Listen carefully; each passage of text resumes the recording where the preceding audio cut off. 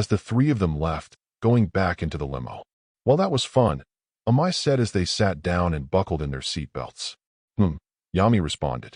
Wasn't that just chores? Seikyo asked. Yeah, but we did it to help people. Amai pointed out. Doesn't that just make you feel good? I was made to do that, so it does.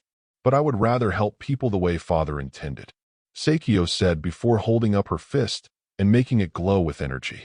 By getting rid of our enemies. I did make her for that, Yami confirmed. You know, your speech has improved a bunch since we met, Yami. Amai pointed out, looking at him proudly.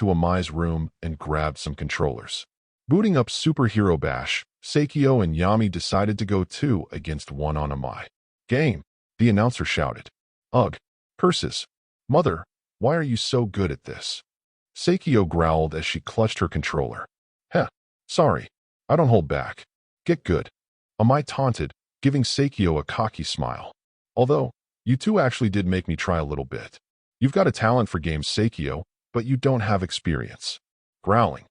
Father, we have lost 5 times in a row. How are you not frustrated? Seikyo asked, pouting as she did so. I just like spending time with you two. Yami shrugged. Even if I'm losing, playing with you two is really fun. Amai's face exploded into a massive blush as it had for the 1000th time today, and Seikyo just pouted harder. Father, it's hard to be upset when you say things like that. Seikyo complained. Yami set down his controller and got up. I'm going to get snacks. And with that, Yami exited the room, leaving the two of them alone. There were a few seconds of silence as the two of them came down from the post-game emotional rush. And then Seikyo spoke. Mom, do you love me? Amai froze, as her brain tried to figure out how to compute and respond to that. I really like you. Seikyo frowned. You always seem uncomfortable around me. Do you really hate me calling you mother? I don't hate it. I don't know how to react. I don't think I'm ready for that. Amai said with a big blush on her face. It's all just so weird. And so it makes me feel weird. I guess that makes sense. I'm not even a year old, and I can tell how weird this is. Seikyo sighed. Well, you don't need to see me as a daughter. So long as you see me as family. Then I guess that's fine. Is that okay with you? Amai felt a sense of relief fill her. Yeah, I'd like that. Seikyo smiled. Good. Now then, hug me. Project successor. Midoriya Izuku is currently not immortal. As such, a common question that comes to everyone's mind is what would happen to the Midoriya Foundation if Midoriya Izuku were to perish. In the future, Midoriya simply plans to hand it off to his children. However, that is far into the future. Currently, if he were to die, the foundation would simply be handed over to his mother Midoriya Inko. But Mr. Midoriya is unsatisfied with this, as he has no wish to put that much pressure, responsibility, and above all else, danger, onto her. So he needs to find an alternative. But who could he trust with not only the most powerful company on Earth, but also his beloved children? The answer, of course, is himself. The Fu incident has already told us that vestiges can be awakened and form their own sentence separate from the original person they came from. And everyone has a vestige, even the quirkless, such as Mr. Midoriya. As such, Mr. Midoriya plans for us to extract his vestige and use it to create a potential successor. Perhaps even two, if possible. To be clear, Mr. Midoriya does not desire clones of himself, as he thinks that would cause issues if, or more likely, when the public found out, or even if his own children found out. These beings would be created with Mr. Midoriya's soul, and as such they would possess not only his memories but many of his personality traits, being similar enough to where people would notice. However, they would possess numerous personality differences, just enough to distinguish them as their own people. This can be done by simply placing them in bodies different from Midoriya Izuku's. Both the Fu incident and numerous cases from the New You initiative have shown that altering a person's body can make even drastic alterations to a person's personality. They're still the same inside, but they've simply changed. Like when someone goes through a life-altering experience. The bodies would be made by taking Midoriya Izuku's DNA and massively altering it with chaos energy, altering his genes completely. Doing this to a living person would have unforeseen and possibly drastic consequences, but doing it to a soulless husk should be fine. This is not only to change their genetic structure and thus make sure they're their own people, but also to ensure they gain powerful quirks, as this was a requirement set by Mr. Midoriya himself. Another requirement set by Mr. Midoriya is that their power cannot be above something that people could realistically be born with. They must have only one quirk, and while these quirks should be extremely powerful, nothing so unbelievably powerful that it brings into question if they've been genetically altered. This is so the public doesn't suspect their true nature. The public must believe they are natural-born Japanese citizens who have no biological relation to Izuku Midoriya. They would simply be close confidants that Mr. Midoriya made friends with at some point, and then entrusted the foundation to after his demise. Hopefully, we can naturally establish them in the public's mind, so everything will seem completely natural.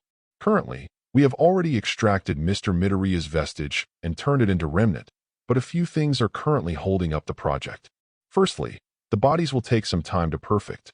Second, and most pressing, is that we need to find a way to split a vestige in two, which also leads to the last point. We need to make sure these vestiges are complete people. Vestiges, when made into souls, are incomplete, and this can lead to problems. Fu being an example. Due to his soul being incomplete, it's led to numerous issues for him. Issues we'd rather not suffer through. As such, Dr. Murasaki's research has been fully approved, despite its off-putting nature. This may also be due to the fact that this research can also be used to complete Fu's incomplete soul. Project Ultra Orphanage. Mr. Midoriya is not satisfied with the state of orphanages worldwide. Many of them leave orphans in poor conditions, either from bad management due to malefactors or simply lack of funding, among other issues. And so Mr. Midoriya simply decided to deal with this issue himself by creating the ultimate orphanage. Using similar means to how we created Angel Island, Midoriya used the power of the Chaos Emerald to raise several large land masses out of the ocean and stick them together. These land masses were given support, and now form a large island that no longer needs the Chaos Emerald to support it. Thankfully, once this was done, Mr. Midoriya quickly ordered the construction of this ultimate orphanage, or rather, an orphanage city. I'm not exaggerating. Given that this will need to accommodate tens of millions, maybe even over 100 million orphans, and tens of millions of workers. Maybe more, this place needs to basically be a city. The structure will feature numerous smaller orphanage buildings in what will be called the housing district. Then we will have the educational district, which will house schools and other buildings needed for the enrichment of young minds. After that will be the recreational district, filled to the brim with restaurants, arcades, stores, amusement parks, and anything that anyone could want to entertain themselves, with the obvious exception of adult entertainment, with a miscellaneous district for other things. And lastly, there is the administrative district at the center of the island. This is for all buildings relating to the governing, preservation, security, and enforcement of rules on the island, as well as other important functions. Although there is one more district, that's technically part of the island. Although it's really part of a smaller island, not connected to the main island, but is close by. The Juvenile Detention District, made to house children who commit serious crimes while on the island. Hopefully, it will be sparingly used, if at all. Although to be fair, it's still meant to be very nice. Going through all the main districts, There will be a train system that will take people to various stations around the island. These trains will be numerous and have plenty of rooms, although it will also be heavily encouraged for people to ride bikes. Children of all ages will be taken in from all over the world and kept there until age 18, where they will be given the option to leave. If they leave, they will have access to Midoriya Foundation support to help them find jobs and even assist them in getting into a college of their choosing. Should they choose to stay, they will be given the option of working on the island itself. Speaking of workers, there will be many people working all sorts of jobs on the island, from overseers who will be taking care of the children at home, to teachers, guards, shop owners, therapists, mechanics, and many, many, many more. And of course, all employees will be vetted using thorough, albeit invasive, means, and all employees directly involved with the children will be heavily monitored, and several inspections will be done on a bi-monthly basis. Speaking of vetting, this is an orphanage. People will be able to visit or do online visits and adopt children. Of course, the vetting and background checks will be just as thorough as they will be for the employees, and the adoption process will be both difficult and time-consuming. Of course, all facilities will be given access to the most cutting-edge technology and top-of-the-line amenities. Security will be top of the line, as it will have its own Midoriya Foundation army posted there, making it one of the most secure locations on Earth. And of course, all employees will be given generous pay. Naturally, this is going to cost a frankly ludicrous amount of money. So much so that any other company in the world would never be able to finance this. Most countries would not be able to finance this. It is only thanks to the Midoriya Foundation's ridiculous amount of wealth that this is possible, and even then it took a huge chunk out of our budget, especially when combined with other operations. Fortunately, since we stripped the entire island of resources before we started building, we were able to soften the financial blow ever so slightly. And since the Foundation's yearly income is, quite frankly, insane, and Mr. Midoriya has further plans to expand our sources of income, perhaps this is a good thing, as it provides a means to stop the Midoriya Foundation from hoarding all of the world's wealth. However, there are some obstacles in our way, namely that the world governments are likely to object to us taking, literally, all of their orphans. Of course, the Japanese government won't have literally any problem whatsoever, as they are essentially subservient to the Midoriya Foundation. But other countries will likely move to prevent this from happening using whatever means possible. Naturally, Mr. Midoriya has no intention of letting this stop him. Using various Midoriya Foundation agents, proxies, and hired hands, Mr. Midoriya essentially plans to mass adopt and then unadopt as many orphans as possible, placing them all in the care of this new ultra-orphanage. He plans to do all this in an overwhelming quick manner, so the governments won't have any time to react. Mr. Midoriya also plans on deploying several distractions, so the more troublesome governments will be even slower to react. Of course, there are many orphans on the street and not in orphanages, so we have many agents in place to simply take them away. Although this process will likely be slower due to potential witnesses, there is also less the governments can do about this. This process will be aided via the use of portal technology. Normally, for our warp gates to reach worldwide range, several relay points would need to be built in various countries, which has not been approved in most countries. However, by utilizing the Chaos Emerald, we can circumvent this issue temporarily. Of course, this is very illegal and would damage international relationships more than this whole operation already will by its nature. So secrecy is an absolute must. With this many agents and third parties working in tandem, keeping this under wraps will be difficult. But we have our ways. Those ways won't last forever, which is why construction must be quick, so we can begin the operation as soon as possible. Naturally, Mr. Midoriya has no intention of stopping our child-gathering operations. Things will just be slower, and perhaps for force. While this may seem a bit insane, and it is almost certainly the most egregious and blatant abuse of power Mr. Midoriya will ever commit, it cannot be understated just how important this operation is. Not only will this greatly lessen the number of children who suffer in bad orphanages, children who suffer on the streets, and children who get adopted by bad parents, but it will also allow us to properly educate them and ensure they don't develop into bigots. This is all for the sake of a better future. As such, the name of this ultra-orphanage will be the Mirai Orphanage Island. Project Reincarnation.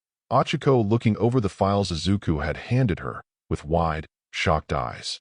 This is insane, Achiko said under her breath as she read through it. This is all insane. I know. It's a lot, Izuku said, wearing a somber expression. But I think it's the right call. I can make big changes in the world. For the better. But it requires some pretty extreme action on my part. And it's a slippery slope. Yeah. Oh my gosh. Achiko put down the folders and closed her eyes, taking a moment to breathe and process what she just read. Okay. One thing at a time.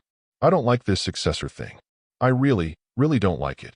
But it's necessary. I can't burden Mom with this. None of the kids are ready, obviously, and I don't think I could find someone else to take my place with something this important, Izuku explained. Can you think of anyone? I get it's necessary. Achiko sighed, before giving Izuku a sad, almost pleading look. I still don't like it though. It's just another one of those things that makes it feel like you don't value your life at all. Well, self-preservation is still something I struggle with. Izuku laughed nervously. Achiko sighed and shook her head. Tell me about it. Sometimes I worry every time I take my eyes off you. You're going to start putting yourself at risk again. Yeah, Izuku said, rubbing the back of his head. Anyway, what about the other two projects? Well, your ultra orphanage is, I trust you on this. Achiko said as she rubbed her temples. It's insane sounding, and honestly the fact that anyone can do something like this, mostly legally, is scary. But I've heard about what happens to orphans in this world. It's one of the reasons I'm so grateful for my parents. If this will really help those millions of kids, then I can't say it's wrong. If I know anything, it's that'll you do right by these kids. Izuku smiled, feeling a warm, relieving sensation fill him. Thank you. I swear I won't betray that trust. Achiko smiled back briefly before frowning again as she came to the last project. Project Reincarnation. I'm really not sure about this. I don't either, but I detest the thought of just condemning those people to their fate. Izuku said, I know all of them could have been better people if they were just given the right environment. Their stories are tragedies, and they end as tragedies. People celebrate their demise, never thinking about what could have been. I could give them a better life. I could give them a happy ending, but they'd lose everything that they were. And that's terrible, but everything that they were was awful, and it ruined their lives. Achiko finished Izuku's thought with a thoughtful and troubled expression. Gosh, neither option feels good. Yeah. Although, when I look at Himiko, it makes this feel more right, Izuku admitted, still sounding unsure. She just looks so happy. And then I imagine the alternative. Her rotting in a cell forever, or being put to death. I forgot that Himiko was originally a villain. Achiko considered the girl a victim of bad parents and the worst of society. She lost her mind and became a murderer. And now, she was just a happy-go-lucky kid, living her best life. It's probably the reason Izuku came up with this idea. And it was very tempting to use that as justification for all this. In fact, they actually might do that. I think you should just shelve this idea for now, Achiko told him. This should be something you decide on once you're sure of yourself. And if you never are, maybe that's a sign. All right, if that's what you think, then I'll take your advice. Izuku agreed, looking both relieved and somewhat disappointed. Thank you for hearing me out. I worry about doing this alone. I'm afraid of making the wrong decision and hurting people. I know I should be stronger than this, and I can't rely on you forever, but dash. Why not? Ochiko interrupted, giving Izuku a very serious look, almost glaring at him, in a way that made Izuku flinch.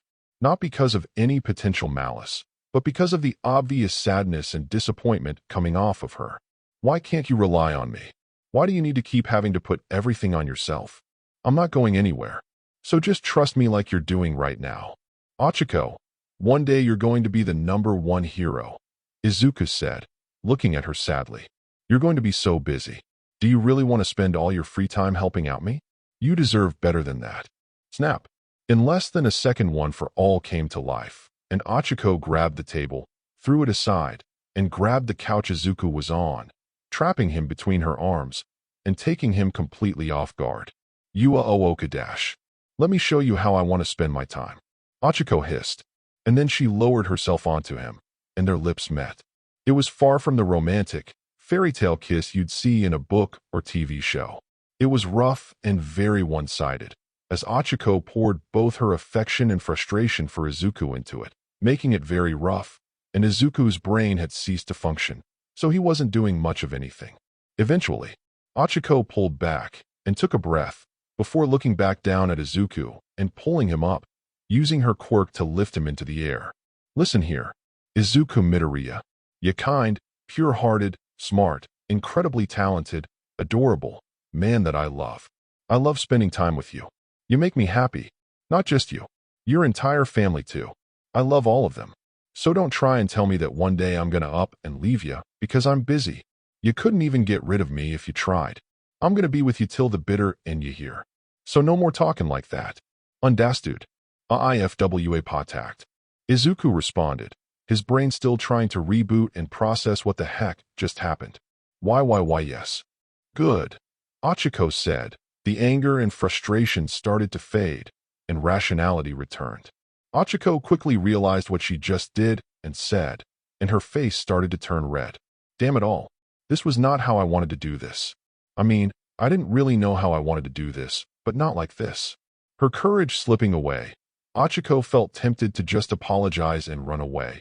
But that defeats the entire point of what she just did, and likely sends a negative message to Izuku that he did not need right now. Not to mention how it would confuse and mess up their relationship. No, there was only one way to go. Forward. And so Ochiko grabbed hold of what remained of her courage. Yeah, I want to be by your side. No matter what. I'll do it as a friend, but maybe I could do it as more than a friend. Ochiko asked sheepishly, if that's okay with you? Izuku was tempted to ask if he'd heard correctly, but given Ochiko's whole speech, he felt somewhat confident that he had, and immediately after processing what she said, his immediate answer was, absolutely. I knew it. I knew it. Shiruka shouted as she jumped up and down in glee. It finally happened. Well, I'm glad you're happy about it. Ochiko giggled, looking at Shiruku's enthusiastic dance with a warmth growing in her heart. She'd felt very relieved after confessing to Izuku. Like releasing a breath she'd been holding for far too long, and threatened to asphyxiate her, but never quite did. So now she just felt good. There was still a bit of fear. Fear that she'd mess things up, overstep boundaries, fail the people she wanted to help. But all of that was buried under a wave of sudden confidence, and a feeling of responsibility she had towards her new family. First things first, she had to tell everyone, and naturally, the first person she had to tell was Shiruku. Congratulations. Kano applauded, flying down after setting one of the dresses down on a hook on the wall. I'm so happy you two finally got together. Please take care of us and Mr. Midoriya. Or else. I will. I'll be the best a mom I can be. Ochiko blushed. She knew very well that dating Izuku essentially meant becoming a mom. And even though that thought made her feel a bit weird, she loved the kids just as much as she loved Izuku. So it wasn't that much of a problem. Oh, I'm so happy that you and Dad are finally official. Shiruka shouted as she leaped into Ochiko's arms, giving her a surprise hug. Kano, drop everything we need to make our mother a space-themed wedding dress. Oh, that sounds amazing. As always, your vision astounds me. Kano said with stars in her eyes. Wait, hang on a second. Ochiko objected. We just got together.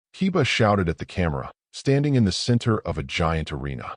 Are you ready for a monumental day in the history of our great family? Oh boy, what is she doing now? A big announcement. Tell us, Lady Kiba, tell us. The camera moved over to show Achiko, and Kiba continued talking. Achiko Uraraka courted our beloved caretaker, and has become our new mother. Hi. Achiko waved at the camera nervously. Oh my god. It happened. Has the Empress been crowned? Congrats, caretaker. Hopefully, your relationship goes better than mine. Normies explode. Alien Queen. Finally. Finally. Finally. But of course, we're just going to let her court our father so easily. If she wants the right to stand by his side, she must go through the ultimate trial. Kiba shouted before the camera zoomed back, revealing Hinata, Lu, Seikyo, Netsu, and the Cerberus sisters. She must battle our guardians of darkness. Oh shit. Well, she dead. Kiba wants her daddy to stay single. This fight gonna be insane. Rip Mama Midoriya. Alien Queen, yikes. Have fun, Uraraka. Do we really have to do this? Achiko asked, looking a bit nervous. Kiba made her way over to the other kids. Of course. Although we all know and love you. Dear Achiko, these things must be done with ceremony. No exceptions. Whatever my lady decrees, Hinata said, jumping into the air before turning into a sword and landing in Kiba's hand. We're not going to give our brother to you just because we like ya, Yaba said as she cracked her knuckles. Like any good thing in life, you gotta fight for it. I just want to see how interesting this battle will be, Ji said nonchalantly. Sorry, Ms. Ochiko. Inu bowed her head. I just didn't want people thinking I wasn't part of the strongest children here, Seikyo explained casually. And I just want to fight, Netsu said with a big excited grin on his face. Ditto, Lu said, going for a more try-hard edgy, crossing your arms pose. Ochiko shook her head and sighed.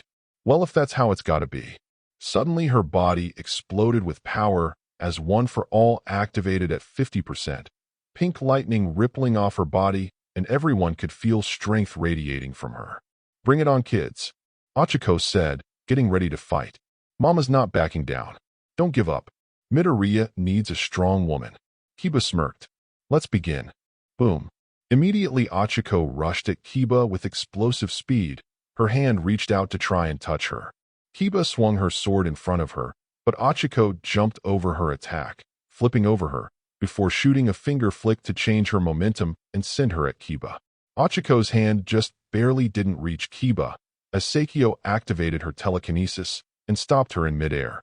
Seikyo then threw her to the left, slamming her into the wall. Netsu unleashed a powerful fire blast at her, while Liz shot out chaos arrows. Ochiko flexed her entire body, breaking the telekinesis barrier, and then swiftly dodging Netsu's fire blast, and then bringing up her arms, covering them with black whip to block the arrows. You ready? Yaba asked her sisters. All of them touched their chokers, and in a flash of blue light, they were fused into Cerberus. Cerberus rushed at Ochiko and lunged at her. Ochiko ducked under the lunge and punched Cerberus in the gut, knocking the wind out of her, before Ochiko grabbed her and tossed her at Lu, who stopped firing and teleported out of the way to dodge. Netsu continued to fire fireballs at Ochiko, which she easily dodged. However, she was suddenly snared by her own shadow. Kiba used it to try and keep her in place, and Seikyo activated her telekinesis to further restrain her, and then Netsu started charging a blast. Growling. 65%. Ochiko shouted as she upped One for All's power and burst out Seikyo's telekinesis, and then Kiba's shadow binding shortly after. Netsu unleashed a powerful wave of fire at Ochiko, hoping to catch her just before she moved, but Ochiko leapt to the left, dodging the attack, only for Lu to teleport in front of her and unleash a point-blank chaos javelin right into her face, sending her flying back towards Netsu's attack. Ochiko turned and looked at herself heading right towards Netsu's fire. She then reached behind her, and kaboom! By activating Implosion, she set off a big explosion behind her, propelling her forward towards Lu, who she tackled into the side of the Colosseum, as he was too shocked to teleport out of the way. Ochiko slammed him into the wall, breaking it apart and embedding Lu in it. She lowered her One for All percentage and got ready to punch Lu. But the boy finally regained his senses and teleported away just before Ochiko's fist hit his face, causing her to smash the side of the arena instead, shattering the wall further. Netsu shot a bunch of fireballs at her from behind, and Ochiko dodged each one before touching the ground, and then lifting up a massive chunk of the ground and throwing it at Netsu. Kiba jumped in front of the attack and sliced that chunk of ground in half before rushing at Ochiko. Ochiko prepared to fight her off when she heard Lu teleport behind her with chaos javelins in his hands. He threw them at her, almost point blank, but Ochiko was just too fast and jumped backward, dodging the attacks which were now aimed at Kiba. Kiba's eyes widened and she tried to jump to the side. However, her forward momentum was too great, and she just ended up tripping and being hit by both of the javelins which exploded on impact. Hua! Lu shouted as Ochiko flicked air at him, which exploded on contact, hitting him in the back of the head and sending him flying. Looks like it worked. Ochiko smiled. By using Implosion, she could make the air in front of her explosive, then flick it towards her opponent and detonate it on impact, essentially turning her fingers into rocket launchers. Ochiko flipped and landed on her feet, and immediately Seikyo shot an energy beam at her from above, making her jump back to dodge it. Then Ochiko started rapidly dashing around the arena, Seikyo trying to follow with her eyes, but failing, completely losing Ochako in seconds. Until suddenly, she felt Ochiko's hand on the back of her head. Slam! Immediately Sakio plummeted down, hitting the ground so hard she made a massive crater and kicked up dust all over the arena. From the dust cloud, Kiba flew out, wings spread and sword pointed at Ochako, who was falling towards her. Ochako shot out Black Whip and wrapped it around Kiba's sword, forcibly moving it to the side, as she kneed Kiba in the face, sending her crashing back down. Lady Kiba. Hinata immediately tried to struggle out of Ochiko's grip and head back to Kiba, but she was too strong. Ochako grabbed Hinata by the handle, and as soon as she hit the ground, she stabbed Hinata into the ground, burying everything but her hilt. Then she increased its weight for good measure. Cerberus ran in and tried to attack her with claw strikes, but Ochako dodged 2 strikes, before delivering a palm strike to her chest, causing blood to fly from her mouth before she immediately slammed into the ground due to her gravity having increased. Lu teleported back in, appearing right next to Sakio in her crater as he looked over the battle. Both Sakio and Cerberus were pinned down. Kiba was trying to little avail to pull Hinata out of the ground, meaning Netsu was currently fighting Ochako alone, firing fireballs at her which she easily dodged.